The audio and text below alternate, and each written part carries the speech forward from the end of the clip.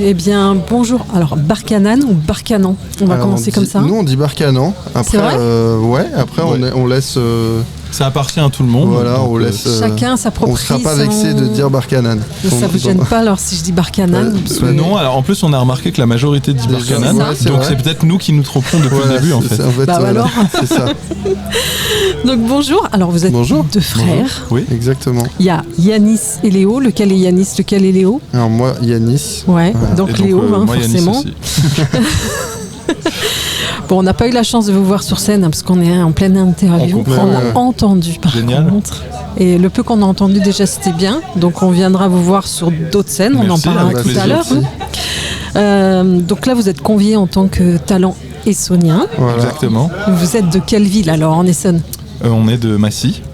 Et voilà, donc on a grandi, on a passé toute notre jeunesse jusqu'à 18-19 ans à Massy, en gros, chacun. Et ensuite, on a fait des études un peu partout en France, un peu à l'étranger. Et quand on a créé ce projet il y a 2 ans, on habitait un peu dans 2 coins différents de la France. Et finalement, pour nous, ça a été un peu une évidence de revenir en Essonne déjà pour travailler dans la maison familiale, là où on stockait un peu nos instruments, puisqu'on était étudiants dans des petits appartements, on n'avait pas forcément tout ce qu'il fallait. Et puis très rapidement, on a rencontré des gens du coin, et notamment de Paul B à Massy, qui est une salle où on va depuis tout petit. Et donc très rapidement, on est redevenu essonien en fait. Pour être complètement honnête, on n'habite pas en Essonne, on n'habite plus en Essonne. Mais en fait, pendant 1 an, on y a passé énormément de temps pour le projet musical. On a beaucoup travaillé avec le Racam, avec Paul B. Et donc, on est encore essonien de cœur. Et on vient très souvent. Et on vient très souvent, mais on habite à Lyon. On a un peu trahi nos origines. À Lyon, tous les deux? Oui. Voilà. Ouais. Moi, je viens tout juste d'aller à Lyon pour le rejoindre. On mange bien à Lyon. Voilà. Mais bon, on mange bien en Essonne aussi. Pourquoi le nom Barcanan? D'où ça vient? Pourquoi ce nom-là? La petite histoire, c'est que c'est notre père en fait qui a remonté l'arbre généalogique il y a quelques années, qui s'est amusé à faire ça. Et donc c'est le nom de nos ancêtres jusqu'à notre arrière-grand-mère. Et on a décidé de prendre ce nom. On trouvait ça assez rigolo de prendre un nom qui n'avait pas forcément de signification pour les autres, qui interpelle aussi, et puis c'est quelque chose qui nous appartient. Bien sûr. On est 2 frères, on trouvait ça... voilà. Donc voilà l'histoire de ce nom un peu étrange. Voilà, ouais. C'est ça. Voilà, pas qu'on soit spécialement attaché à la notion d'origine, mais c'est ça, en tout cas, c'est plus quelque chose qui nous appartient, voilà. et qui fait sens en tout cas pour nous. On voulait pas un nom de groupe avec une signification... un nom de quelque chose identifié, voilà. Ok, c'est quelque chose de nouveau. En fait. Ça sonne bien quand même. On trouvait que ça sonnait bien aussi. Moi je trouve aussi. Donc, merci. Voilà. Donc vous êtes frères, on l'a dit tout à l'heure. Et qui a eu l'idée et comment vous avez eu l'idée de former un duo, un groupe? Oui, alors ça s'est fait assez spontanément. En fait, on a fini nos études un peu au même moment. Il y en a un qui était plus en retard que l'autre. Voilà. Lequel est le plus, je ne vais pas dire vieux, donc, mais plus vieux, l'aîné. Donc moi, Léo, je suis le plus âgé. On a 6 ans d'écart. On a 6 ans d'écart. Ah ouais, on dirait pas peut-être. Non, du tout. Mais j'ai redoublé 6 fois en fait. C'est ça le bilan. C'est pas vrai en plus. C'est plus classe. Il a fait une thèse en fait, donc c'est vrai que ça a duré longtemps. Ouais, ça prend du temps. Et on a fini un peu au même moment nos études, et voilà. Donc c'est toujours des moments dans la vie où on se pose beaucoup de questions. Et je pense qu'on avait toujours cette envie de créer quelque chose ensemble et quelque chose dans la musique. Et en fait au début ça a commencé sans se mettre trop de pression, en se disant on va essayer d'écrire ensemble, et puis c'est parti en vrille en fait. Maintenant en vrille ou pas, mais voilà. Un petit peu à notre échelle, puisque on avait un peu des métiers vers lesquels on se dirigeait. Et puis doucement, ils sont en train de sortir de nos têtes. Voilà, rien à voir. D'accord. Et voilà, et puis on est en train de les oublier, je me souviens même plus ce que je faisais. De plus en plus, on met de l'énergie et de l'envie dans ce projet, donc voilà. C'est venu vraiment progressivement, spontanément en fait. Et la musique, vous avez commencé à quel âge? Assez jeune. Assez jeune. Après voilà, c'était toujours quelque chose c'était une passion, mais quelque chose d'amateur en fait. Mais ça a toujours été là. On baignait un peu dans la musique, on a toujours aimé jouer, comme ça. On a toujours écouté beaucoup de musique. On aimait toucher à... Vous avez fait partie d'autres groupes, vous avez peut-être essayé au lycée? Alors moi beaucoup tout seul, et Léo fait partie de groupes, beaucoup des groupes au lycée. Il faut dire que Yanis chantait très bien. Moi, il aimait chanter. Moi j'ai toujours aimé chanter, mais voilà, j'ai toujours joué tout seul. Quand moi j'ai découvert le chant avec lui, par contre, j'étais plus seulement instrumentiste avant. Instrumentiste, ok. Quel instrument plutôt? J'ai commencé avec la batterie. Que je joue toujours des fois sur scène, et puis progressivement on s'est mis à d'autres instruments aussi, et on joue des instruments à cordes comme le banjo, la guitare, et on joue des claviers. Ok. Qui compose, qui écrit? Est-ce que c'est tous les deux? Est-ce qu'il y en a un qui écrit plus que l'autre? Dites-moi. Non, c'est tous les deux. Si on rentrait vraiment dans le détail, il y a une petite division du travail, quoi. En tout cas, Yanis a plus les idées de départ, c'est vrai, mais comme on travaille tout à deux, finalement, le produit final, on a du mal à dire qui vient de l'un ou de l'autre. Et au niveau de l'écriture, c'est aussi... Ouais, c'est un peu le... Ouais, pardon. Qu'est-ce qui vient en premier, l'écriture ou la musique? C'est souvent la mélodie en réalité. Ouais. Après, il peut y avoir... on essaye régulièrement d'écrire... quand même des fois quand on a le temps, donc il y a des idées qui peuvent exister déjà en texte, mais une chanson, c'est souvent pour nous la mélodie en premier. J'ai l'impression que c'est souvent ça pour les autres groupes, mais il faudrait... il y en a plusieurs qui m'ont dit ça, mais voilà, il y a ça, et puis après on essaye puis ça se construit un peu en escargot en fait. Après avec le texte, ça part d'une idée et ça se construit autour de ça. Mais voilà, la mélodie en premier.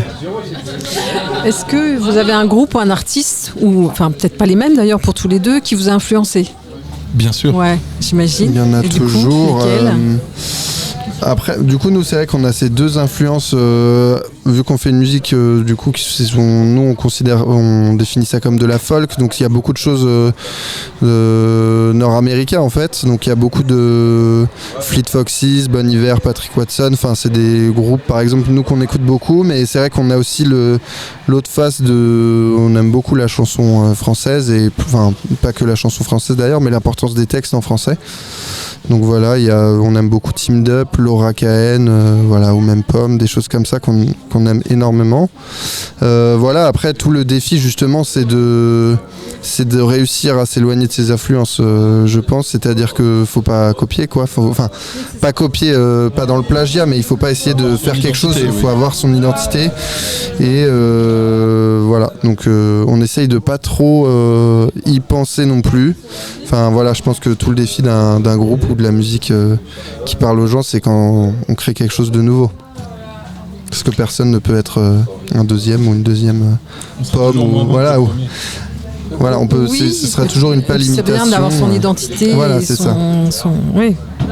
Vous avez sorti un premier album. Exactement. Qui s'appelle Fleuve d'automne.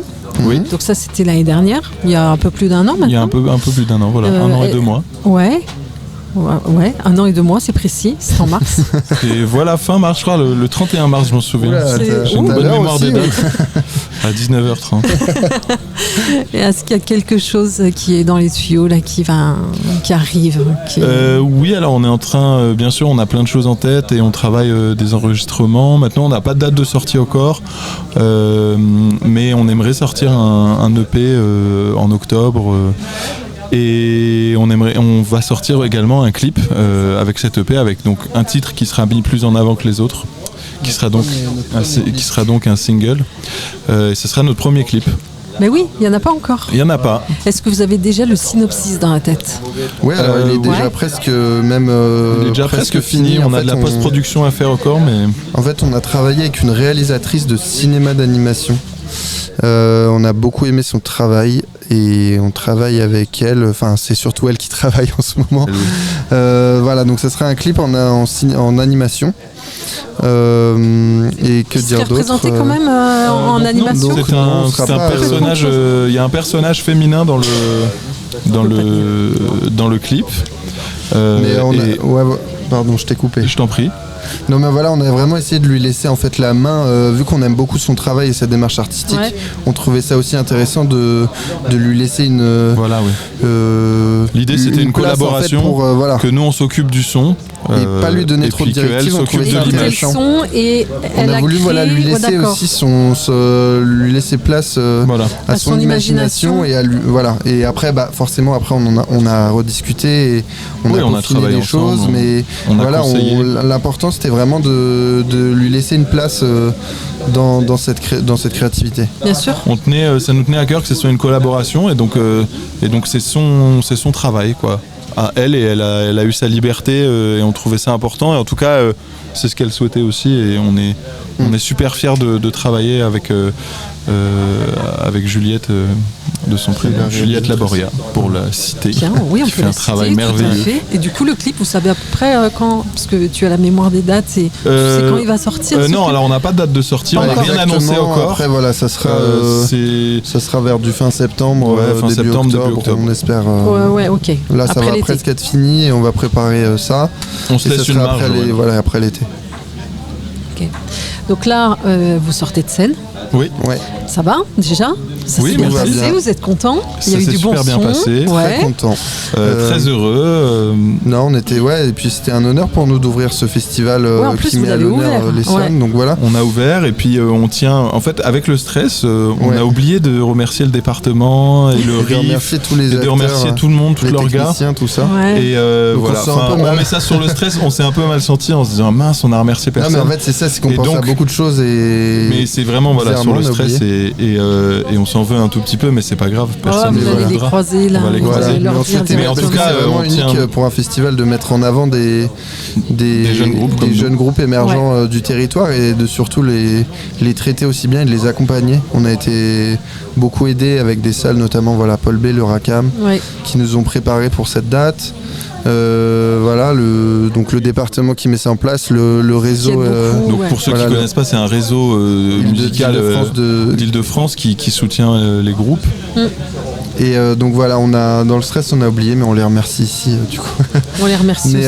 Non, tout va bien, c'était super, on s'est super bien senti, on a pris beaucoup de plaisir. Et du coup, la candidature, quand vous avez appris que vous allez être programmé, j'imagine que ça devait être assez jouissif. Ah oui, c'était énorme parce on s'est dit on va jouer sur un vrai festival national, en plus organisé par les Francopholies qu'on adore, en plus en Essonne chez nous. Donc il y avait un côté symbolique aussi. Il y avait une symbolique, on était extrêmement heureux. Et très heureux d'avoir joué ici et que ça soit bien passé. Et maintenant, on va prendre du plaisir. On va aller écouter tout le monde. Écouter les autres. Et donc là, c'était une scène assez sympathique. Mais si vous avez un rêve d'une scène depuis tout petit, peut-être vous dites j'aimerais bien faire cette scène-là, ce serait laquelle? Le rêve ultime. Le vrai rêve, on l'a déjà réalisé. C'est un peu derrière. Notre vrai rêve de cœur, honnêtement, c'est plus important pour nous que Bercy ou qu'une grande scène, c'était Paul Bayard en fait. C'était Paul B. Parce qu'on vient de là. Parce que vous êtes de Massy et on rappelle Paul B est à Massy. Ça nous a toujours impressionné en fait de voir on a découvert plein d'artistes là-bas. On a été stagiaires tous les deux là-bas. Même Yanis a travaillé là-bas. Il y avait un côté symbolique et du coup on a fait une scène locale. On a fait le Poney Club qui est une scène, plusieurs soirées organisées dans l'année avec des groupes du coin. Et voilà, donc on a fait une première partie aussi, et donc c'était, on était très contents de jouer là-bas. Et il y a un autre truc qu'on aimerait beaucoup, c'est, on a tous les deux vécu au Québec en fait, et c'est un territoire qu'on aime énormément. Et certains nous disent qu'on voit ça dans notre musique, que ça transpire un petit peu. La musique québécoise, on aime beaucoup aussi, et donc un de nos rêves aussi serait un jour de réussir à ce que ce soit notre métier, à partir en tournée ou à aller jouer au Québec. On serait les plus heureux. Eh ben, on vous le souhaite en tout cas. Merci. Donc, est-ce que vous avez déjà des dates là, des prochaines scènes, peut-être une tournée d'été qui est prévue? Oui, on a une petite tournée d'été. Donc on joue le 6 juillet entre Beaune et Dijon, à un festival qui s'appelle Son d'une nuit d'été. Son d'une nuit d'été. D'une nuit d'été. Beau jeu de mots. Vous connaissez? Non, mais le jeu de mots est voilà. Et donc on fait la première partie de Barbara Pravi. Donc on est très heureux. Ouais.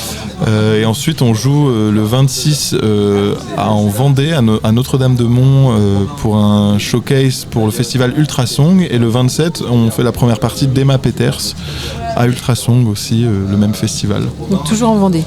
Voilà. Toujours en Vendée, et sinon à la rentrée pour donner un peu en septembre, pour donner les actualités locales, on ouvre pour l'artiste Ours au théâtre d'Orsay, enfin dans la grande salle d'Orsay. D'accord.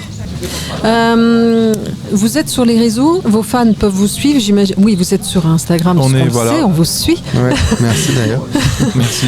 Et alors, vous êtes sur, j'imagine, Facebook. Est-ce que vous avez un site On n'a pas de site, mais on est sinon sur YouTube, on est assez actif. Ouais. En tout cas, on met toutes nos chansons gratuites sur YouTube. J'aime bien le gratuit.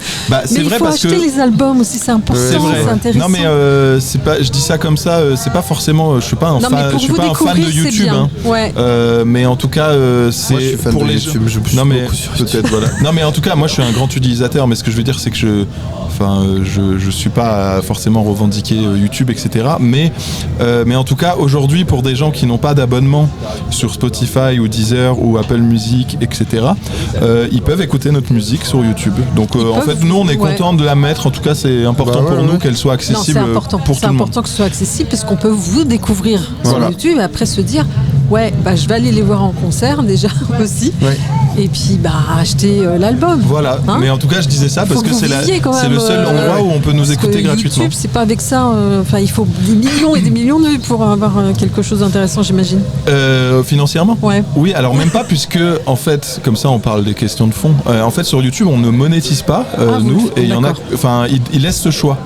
Et l'avantage étant qu'il n'y a pas de pub avant. Si on monétise pas, il n'y a pas de pub. Ouais. Et donc on est aussi content qu'il n'y ait pas de pub parce que... Oui, de toute façon à notre échelle, c'est ça. À notre échelle, voilà, de toute façon... même Spotify, le streaming, aujourd'hui, on gagne très peu sur...